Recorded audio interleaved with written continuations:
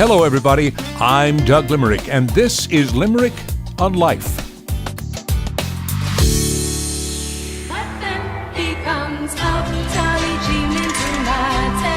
Uptown, one of the first hits by a great girl group back in the early 60s. From Brooklyn, New York, 5 teenagers calling themselves the Crystals. The lead on that tune was sung by Barbara Alston. She passed away a few days ago in Charlotte at the age of 74. Cause of death? The flu.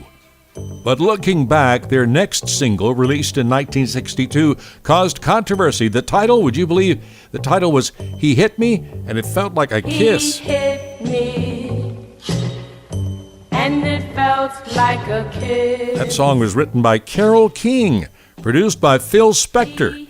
Even though the group didn't like the title, Spector went ahead and released it.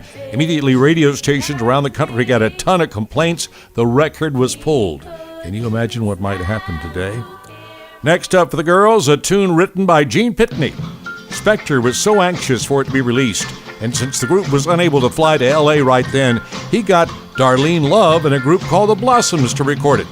It was a monster hit called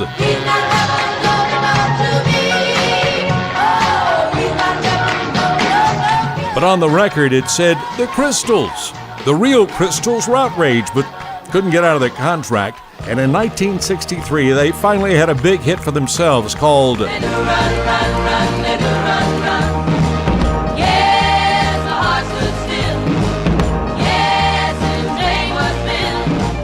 And when he walked me home, let her run, run, run, let her run, run. So was the late Barbara Alston singing lead on that one?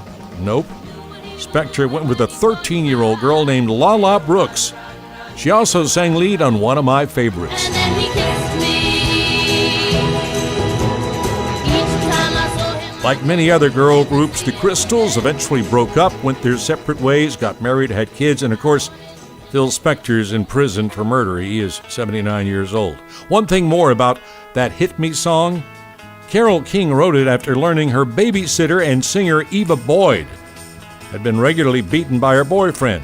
Eva apparently said he didn't mean to hurt her, that he really loved her. In a few years, Boyd returned home to North Carolina penniless, had 3 kids, died of cancer at 59. She's buried in Belle Haven, North Carolina. So what was her one hit for which she was paid very little money? Little Eva, a million seller called Come on, baby, do the locomotion. Do it holding hands if you get the notion. Come on, baby, do the locomotion. There's never been a day. That's a Slice of Life. I'm Doug Limerick.